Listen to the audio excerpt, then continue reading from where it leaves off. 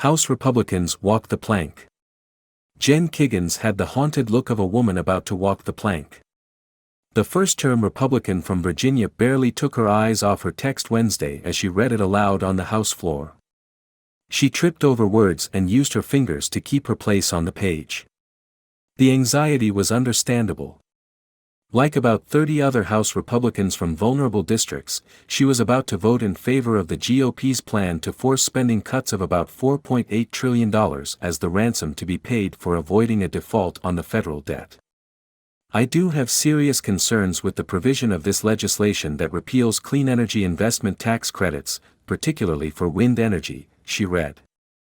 These credits have been very beneficial to my constituents, attracting significant investment and new manufacturing jobs for businesses in Southeast Virginia.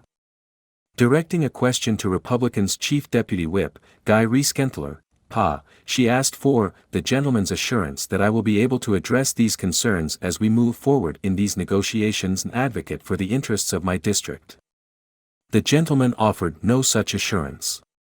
I support repealing these tax credits, he replied, offering only the non-committal promise to continue to work with the gentlewoman from Virginia, just like we will with all members.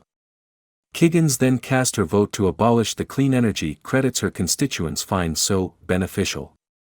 House GOP leaders are celebrating their ability to pass their debt plan, even though it has no chance of surviving the Senate nor President Biden's veto pen. But the bill's passage has achieved one thing that cannot be undone: it has put 217 House Republicans on record in favor of demolishing popular government services enjoyed by their constituents. In Kiggans, Virginia, the legislation she just backed would strip tax incentives that go to the likes of Dominion Energy, which is building a $9.8 billion offshore wind project in her district. She also voted to axe solar and electric vehicle incentives for hundreds of thousands of Virginians, and tax breaks projected to bring $11.6 billion in clean power investment to the Commonwealth. In addition, the bill she supported set spending targets that require an immediate 22% cut to all non-defense discretionary spending, that's border security, the FBI, airport security, air traffic control, highways, agriculture programs, veterans health programs, food stamps, Medicaid, medical research, national parks, and much more. If they want to cut less than 22% in some of those areas, they'll have to cut more than 22% in others.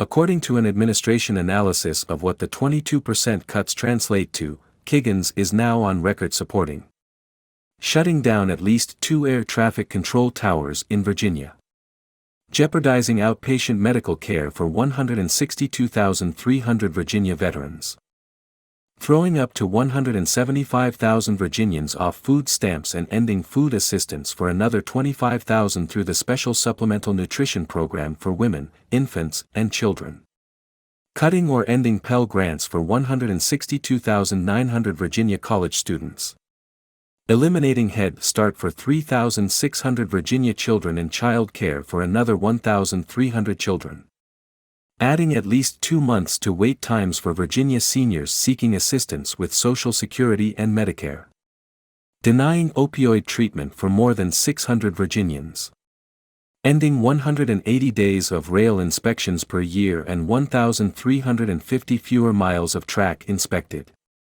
kicking 13,400 Virginia families off rental assistance.